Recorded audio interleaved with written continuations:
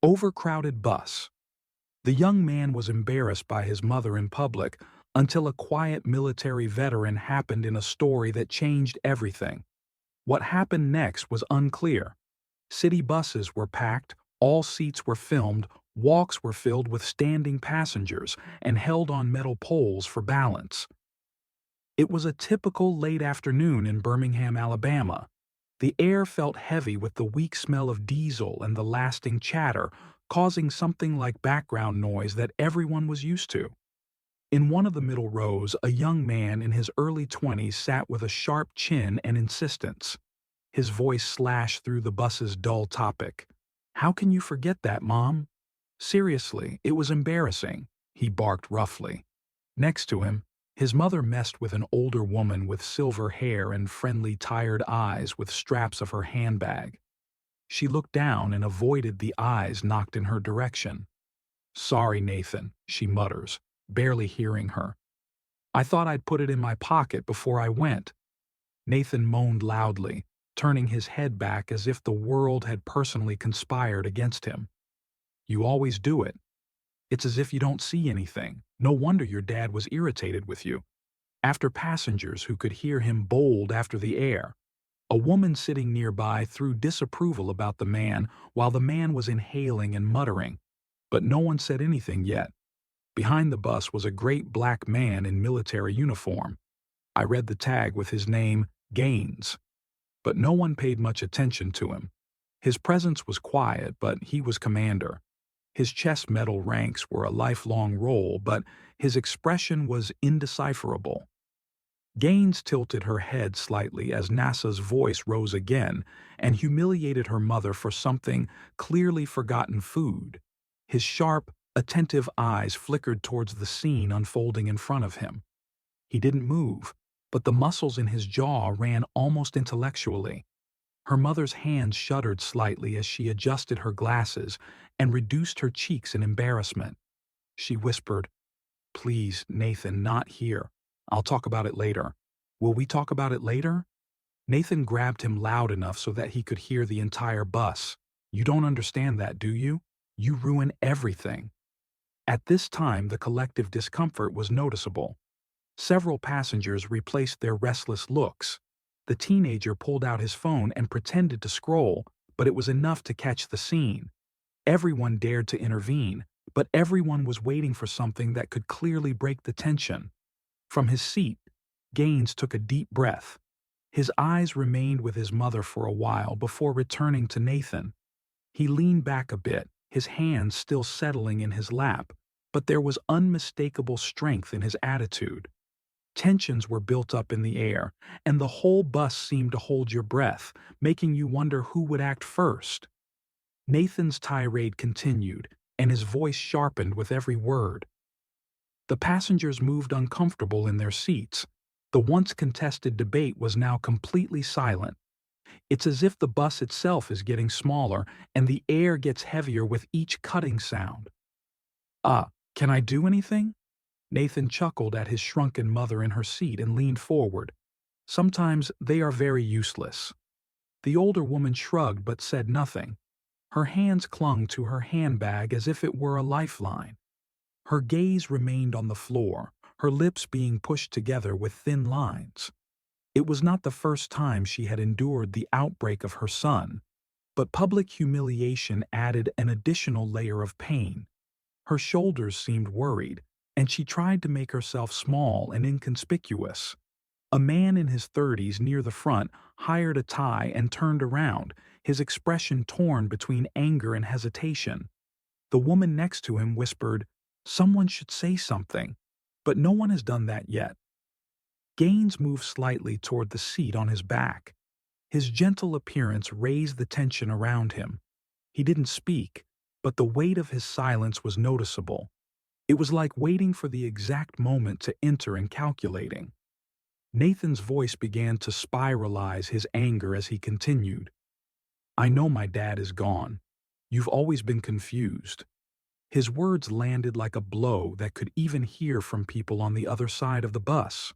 Her mother's face brewed, tears slid down her cheeks. She wiped it off immediately and hoped no one would notice. And of course, everyone did it. A wave of complaints took the bus by storm. Those who fake it so that they could not hear suddenly could not look away. The teenager who recorded the scene tweeted, taping his girlfriend over her shoulder. Gaines was in his seat. His expression didn't change, but there was a new energy about him, a quiet resolve. The soft but commanding voice finally broke through the tension as Nathan opened his mouth and threw more humiliation. "Young man." The voice belonged to an older woman who sat in a sequence before her. She turned slightly in her seat, her eyes filled with disapproval. "I don't think you said enough?" Nathan freezes for a while and is scared of interruption. His face turned dark and dark when he answered, "This is not her business, woman." But before the exchange escalated, Gaines stood there. The mere presence of the man was enough to catch all the eye on the bus. He was tall, his uniform was perfect, and the gentle authority of his attitude was impossible to ignore. With slow, intentional steps, he defeated the course. The bus got very quiet and the engine total was the only sound. As he approached, Nathan seemed to be shrinking in his seat. His previous courage struck under the weight of Gaines's gaze. Passengers observed that their predictions were high in the air. This was the moment they were waiting for someone to finally do something. But what Gaines said next was something no one could have predicted. Gaines stayed a few meters from Nathan, and his towering presence cast a shadow over the young man. He looked at Nathan, then moved his eyes to the older woman, her cheeks roaming in quiet tears. He let out a slow and steady breath before speaking. Gaines didn't want to say anything. His voice was deep. He spoke steadily, and he was wearing an undeniable authority. Nathan was on fire despite his shorts. "What? Will he introduce me now?" Gaines ignored the outbreak, and his attention changed his mother. He crouched down lightly and aimed at her eyelids. I said quietly, "You deserve respect, especially from your own blood." His words were calm, but they were wearing the weight the whole bus was listening to. Gaines returned to Nathan and measured his language company, straightened. "They reminded me of someone I previously knew," he said. His eyes narrowed slightly. "Someone I thought I'd always have around the world to apologize to." Nathan was confused. "What do you talk about?" Gaines tended to read his expressions easily. "I served in the military for 20 years. Look where they wouldn't believe. But nothing, nothing. Follow me more than the day I buried my mother." The bus was silent. Even the engine fuss seemed to be converted into background. I was a young man full of me. I thought I knew better than the woman who raised me. Gaines continued, his tone caught in pain. "She calls me, asks how I'm doing, and I patrol her. 'I'm busy, Mom,' I say. 'I'll call you later.' But I never came later. One day I got a call. She's gone." Nathan moved uncomfortably into his seat, but his previous courage was now replaced by something else. Gaines approached, and his voice went even lower. "Do you know what it's like to stand on top of effin' and say one chance? Sorry? I love you to tell her what's important to her, but you can't because it's too late." The tension in the bus suffocated, and all passengers were at his words. The older woman wiped her face with her trembling hands, her lips pressed against her together as if she was holding back her sob. Gaines leaned slightly against Nathan, his tone sharpening. "Don't be the kind of guy waiting to be late. This is what you regret wearing forever." Nathan's face rinsed, his lips separated as if to say something, but there were no words. His hand slapped the cloth of his jeans, his head hanging a little deeper. The whole bus seemed frozen as if no one was on the dare to destroy the moment. After that, Nathan's reaction destroyed the silence, and that was not what anyone was expecting. Nathan sat motionless for a while, knowing that his ankles grabbed his jeans. The courage he wore before was gone, and replaced by a fragile silence. He slowly lifted his head. His eyes met Gaines. Nevertheless, He was emptied from his face, leaving him raw and vulnerable in his place. His voice broke when he spoke. I was silent and swallowed hard. I didn't mean I didn't hurt her. The words were hung in the air, trembling like a fragile thread. His mother's eyes widened, her lips separated in surprise. But she said nothing. Her silence is emotionally difficult. Gaines remained motionless, and his gaze was steadily unrelenting. Then they say it, he said, his voice softly but firm. Say what you're afraid of. Nathan's pines were stuck, and for a while it seemed he could sleep again. But then his shoulders sagged and the fight fled him. He looked to his mother, his hands shaking as he extended to touch her arm. She flipped slightly, but didn't pull back. I'm sorry, Mom, I whispered to Nathan. He can barely hear him. I was so mad that I took it out.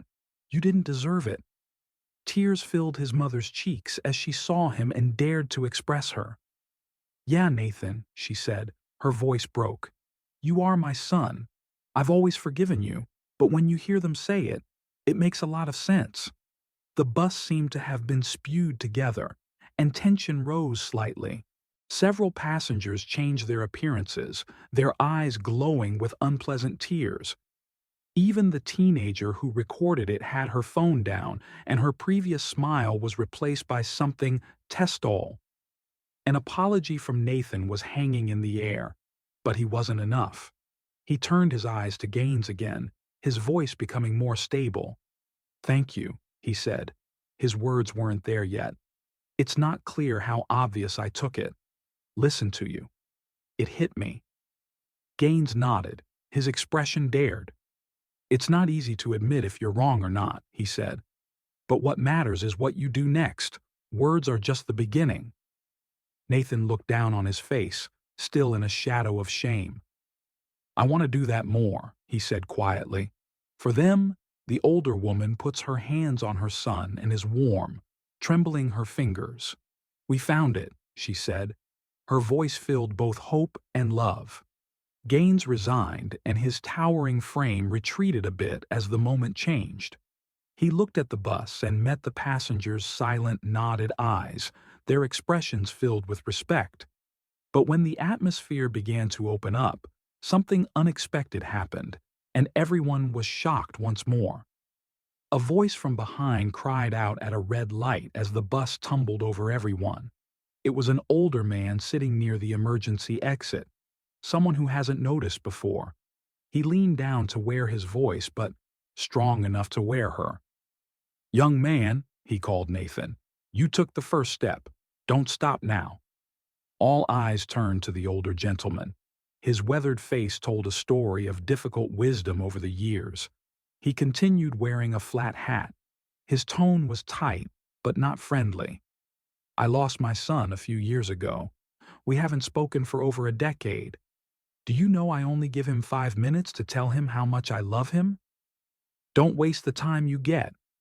Nathan's face changed to a deeper red shadow, and his eyes rose to his feet with tears in his eyes.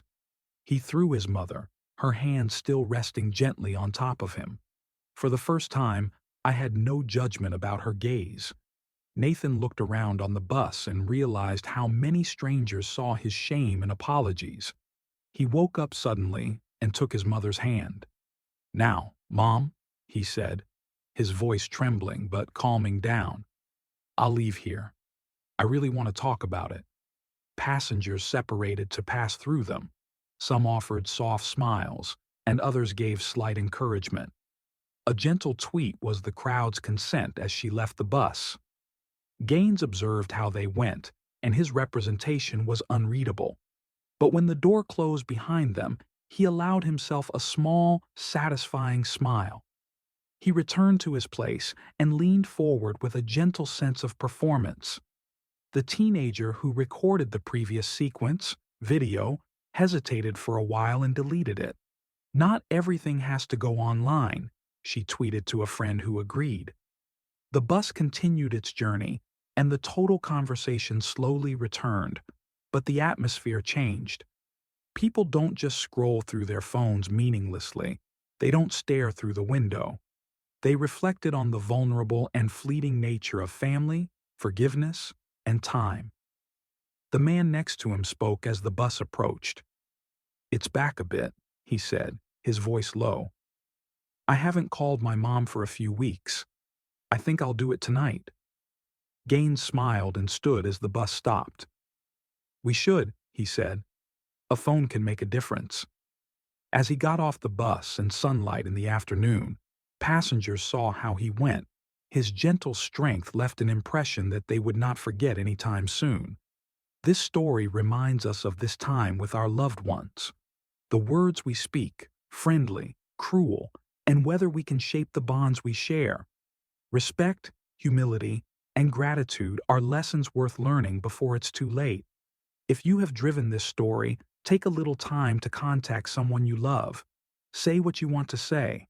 And if you want more stories that inspire you and make you think, don't forget to like, subscribe, and share. We spread kindness together.